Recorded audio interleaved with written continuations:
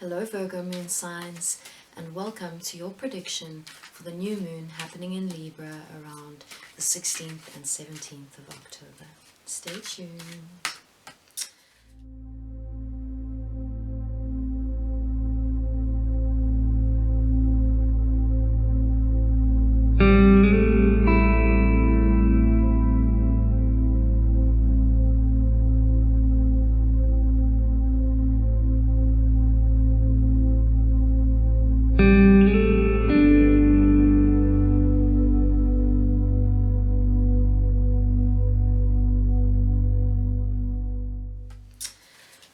Guys, I'm not gonna coat it in sugar for you. The astrology is not exactly easy, and may I just give a shout out to my astrological resources, my beautiful friend Marion, as well as the Astrology podcast, which is also found here on YouTube. I'm not really an astrologer, not yet at least. It's an endless well, isn't it? I do work with channeling through the energies about what's going on. And guys, we've been moving through this Mars retrograde. We'll be about halfway through, somewhere around the new moon time. And Mercury will be stationing retrograde around the 14th. And there are going to be some aspects happening between Mercury and Uranus. Now, with Mercury retrograde, we have difficulty with communication, logistics, movement, setting meetings, getting things going, misunderstandings. And the thing about this energy, and a lot of the predictions out there are a bit doom and gloom, especially astrologically right now.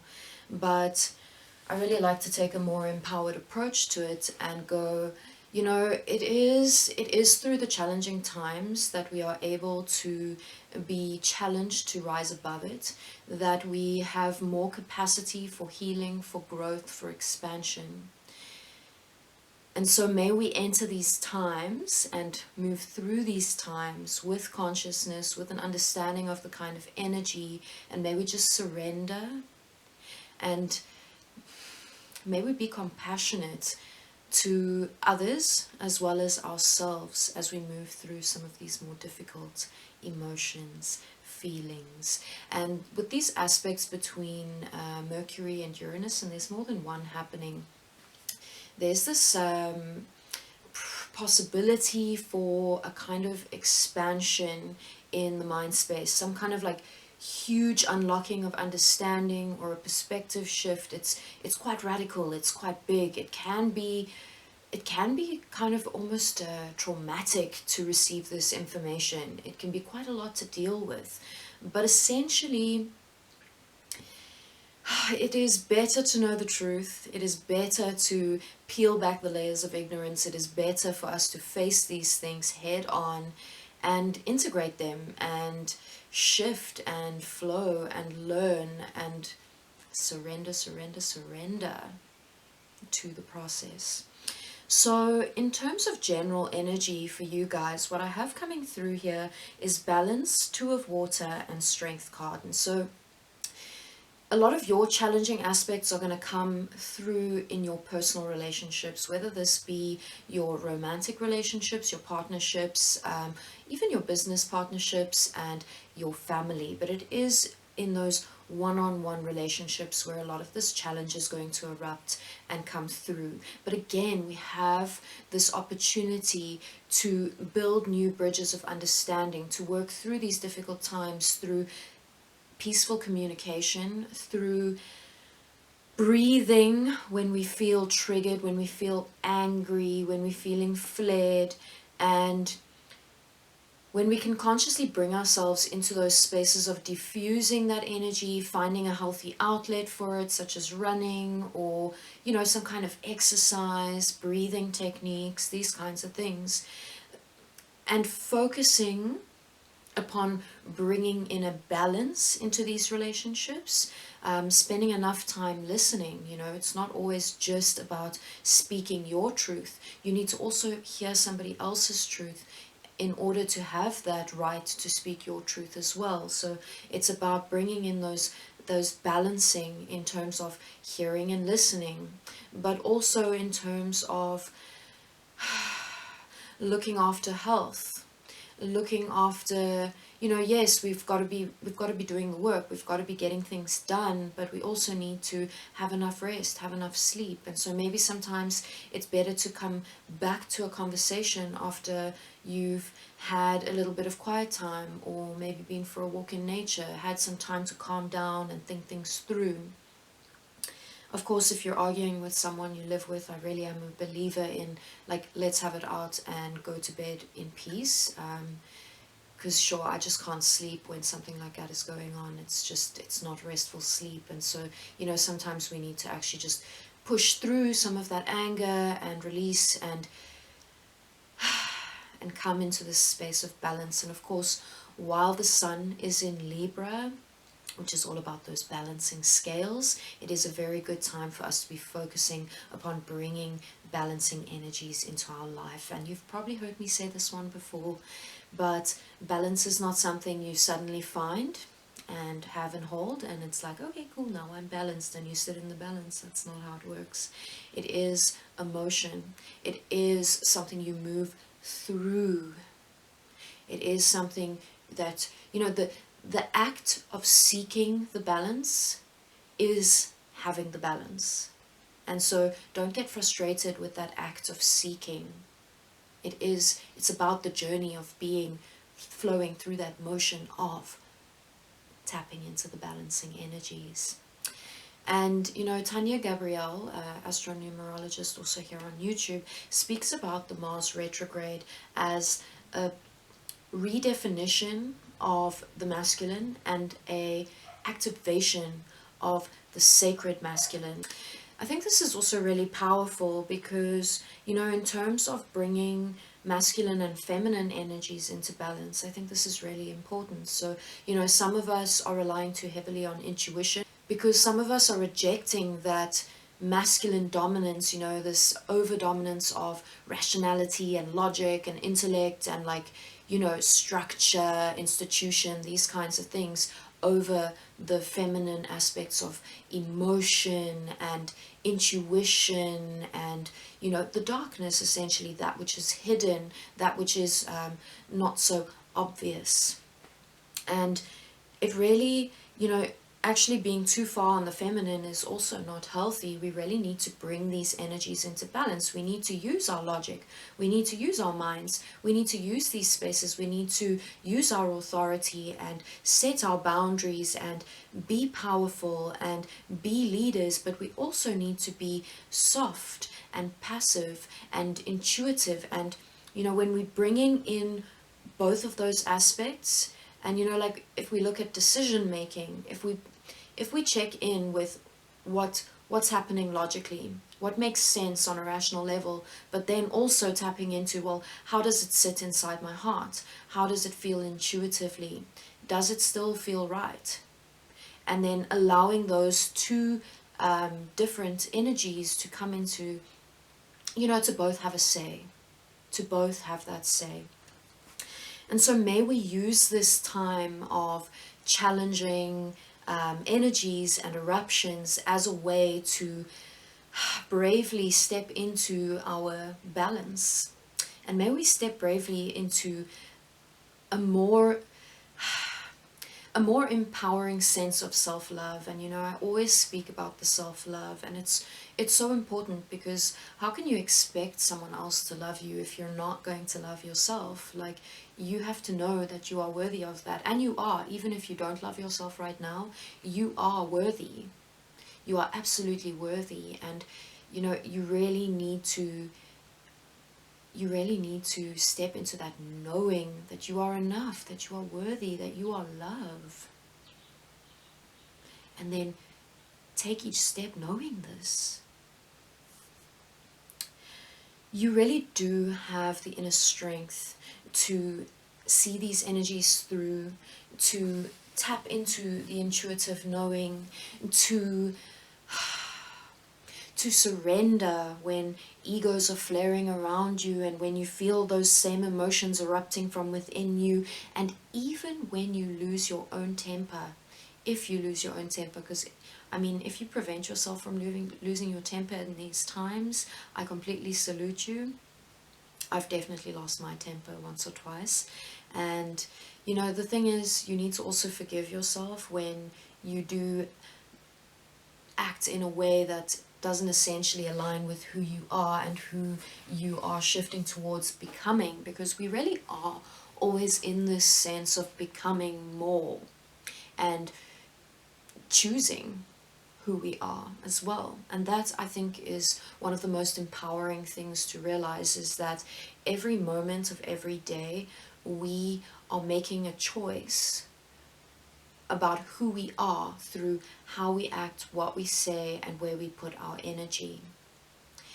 And so may you draw upon these wells of strength that you have available to you always, that is inside of you and that is also provided to you by your guiding spirits, by your ancestors, by God, by source energy, whatever terms you prefer. We are all just working with energy, and there are multiple different ways to see it and ways to work with it, and all of them are valid and beautiful. Do what resonates with you. So in terms of the energy we have leading up to this new moon for you guys, we have this Five of Wands with the Hierophant card. And this is really interesting because the Five of Wands really for me is the card of this Mars retrograde. It's that bubbling up of aggression and that flaring of the ego space. It's those sort of little underhanded domination battle type things that are kind of based in fear of lack, in fear of not being enough, in fear of losing out, essentially.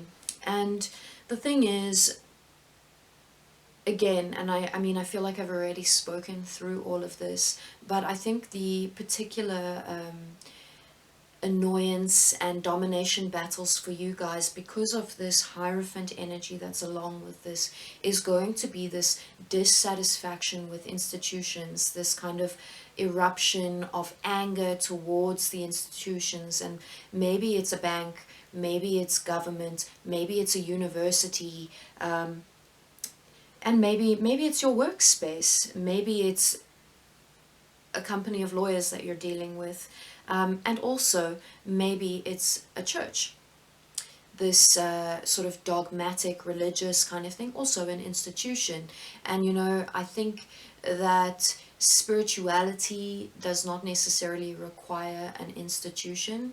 I do think it can exist within an institution, but I think that there are lots of elements about the institutional space that doesn't always reflect that spiritual side, even when that institution is a part of a spiritual expression, such as a church. And so, you know, maybe you're going to be joining protests against certain institutional bodies, such as government, or certain energies which are perpetuated by certain governing bodies.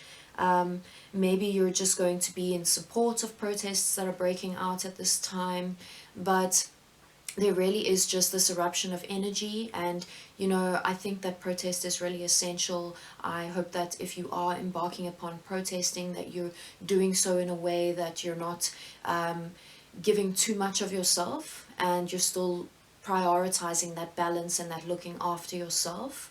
Maybe for some of you it's the institution of marriage that you're rebelling against here. So again, because you had that Two of Water right in the beginning here with the general energies, for some of you this can really be about that institutional space and like the dogmatic space that surrounds marriage for some of you. And so good luck with moving through this energy. Look after yourself, seek that balance while you move through it, and keep telling yourself that you are enough. And at some point you can, you know, stop giving energy to it and have your time to replenish yourself, and you can always come back to it. This doesn't make you a bad person. Just because you have committed to standing up for something doesn't mean that you have to give everything you are to that one cause. Of course, not judging you if you do. And then in terms of the energy that you have surrounding you over this new moon, I'd really like for you guys to do forgiveness ritual. There is this sense of feeling betrayed. There is this sense of feeling backstabbed. For some of you, it's actually manifesting as a physical pain in your back. And there's definitely this sense of being stuck in this mind trap around this energy. Because here we have the Devil card, and the Devil card is about that illusionary space. It's about ego, it's about a false sense of entrapment, and the thing that you're feeling trapped by is this betrayal. How do you move on from this betrayal? How do you let it go? How do you trust again? How do you love again? How do you build relationships again? How do you trust people again? How do you create new partnerships? And it's really going to be a very important thing for you to be consciously releasing this energy at this time. And you know, the thing about forgiveness and working through these kinds of energies is it does require a certain amount of processing time. And sometimes we're not ready to forgive, but this doesn't mean we don't set the intention for that forgiveness. It is important that even when you're feeling like you can't forgive and you can't let it go, that you do the ritual to bring yourself into the readiness, to start telling your mind and your subconscious that it's something you want to let go of. And why do you want to let go of it? Because you deserve to feel free. You deserve to move forward with love in your heart. You deserve to, you do that forgiveness for yourself, for you, not for the other person. You know, you don't have to even tell this person that you forgive them, but you need to release this in order to move forward, in order to forge new relationships. And the thing is, you know, it's not necessarily that this is to do with your partnerships that I was talking about in the beginning with the general energies, but it's probably one of those things that is causing problems in your relationships, is this state of unforgiveness in terms of past relationships. And so you're almost projecting those things onto the people that you're currently in relationships with. For some of you, it might be a fresh betrayal, in which case it might take you a bit longer to move through this forgiveness. But please bring that intention of release, letting go, and forgiveness around this new moon. And for those of you who don't know, I did host a live forgiveness ceremony on my Facebook page. I have uploaded it here on YouTube. It is unlisted because it was very emotional and personal and raw. Because for me, I was doing the ceremony as well, not just leading the ceremony.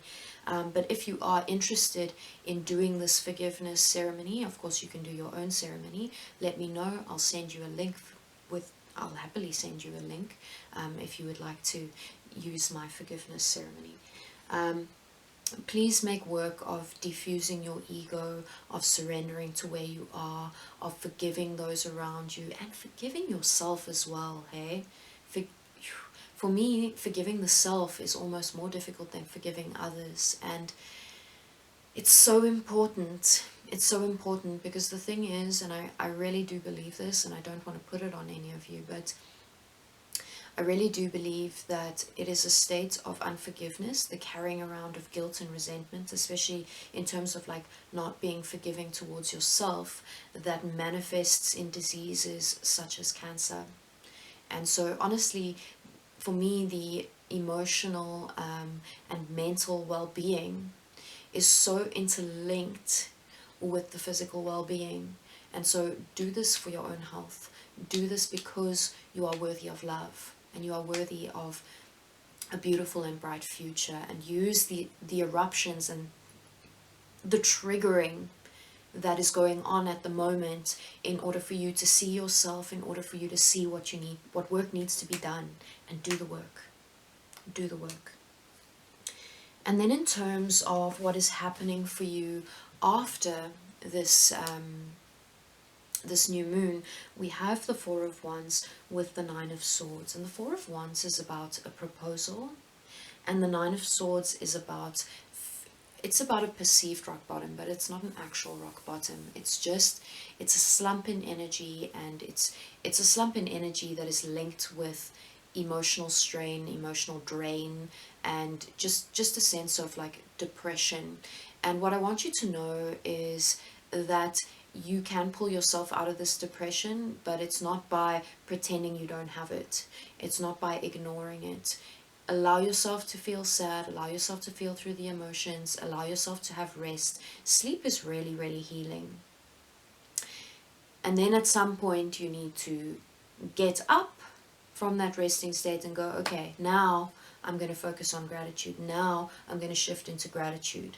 Now I'm going to start affirming myself back into energy and love and expansion and joy, because that is also a conscious choice to shift ourselves from those dark spaces. But you don't have to do so too quickly, and get the rest and have a good conversation with a friend, and then start listening to inspiring pieces and things that uplift you. And may I just recommend my latest favorite is Marissa Peer, also has a YouTube channel. And of course an old favorite, all-time classic, Abraham Hicks. I'm sure you guys know her, or at least that's a channel that Esther Hicks channels through. So it looks like this depression is linked with some kind of romantic setting. So it may be in terms of a past relationship or your current relationship, but I do get this sense that the healing is coming through. And again, keep bringing in those elements of balance and keep remembering that you have this strength that you can draw upon. And when you are feeling in the lowest points, in the darkest spaces, may you remember my words: you are strong, you are enough, you are worthy, you are amazing, you can do this, you can pull yourself through. Call in your guides, you've got this. And so beautiful, Virgos, thank you for watching. I'd love it if you let me know what you think in the comments below. I'd love to know if it resonated with you. And if you did enjoy it, please hit like, please hit subscribe. I'd love it if you linked up with me on Instagram. I do a weekly live session on Tuesdays. I'd love to see you live in the space.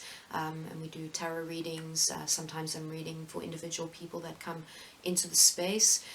Sometimes I'm laying out 3 readings and I'm saying choose your crystal, so you get to participate in terms of intuitively choosing which reading is going to resonate with you. And yeah, it's quite a playful space. I'm really enjoying it, and thank you guys for being on this journey. Thank you for watching, and till next time, with love.